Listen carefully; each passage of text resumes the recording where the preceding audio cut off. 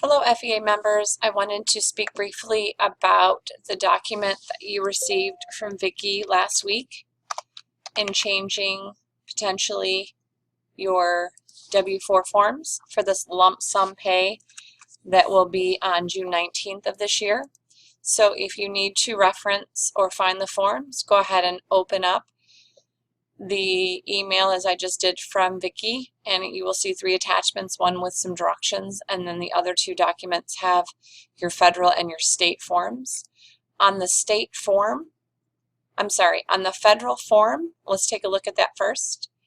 The W-4 form, people are asking, what do I do if I want to set a specific amount? So a couple things to remember. The June 19th, 2015 payment will be for 6 paychecks. So you will be receiving 6 checks in one lump sum. So if you want to do one of 2 things, you can actually work through the deductions adjustment worksheet to kind of determine whether or not you want to change your exemption number, which is obviously what goes here in line number 5.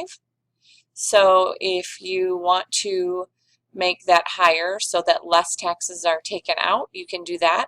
Or for those of you who've decided to calculate out what you would typically pay in one check for federal taxes and then multiply that by 6, you would put that amount in line 6 and you would put the number 99 for line 5. So what that does is tells Vicki that you would like for just the June 19th check, effective June 19th only, you are changing your exemption status to 99, which would give you the opportunity to just choose a flat rate amount for line 6.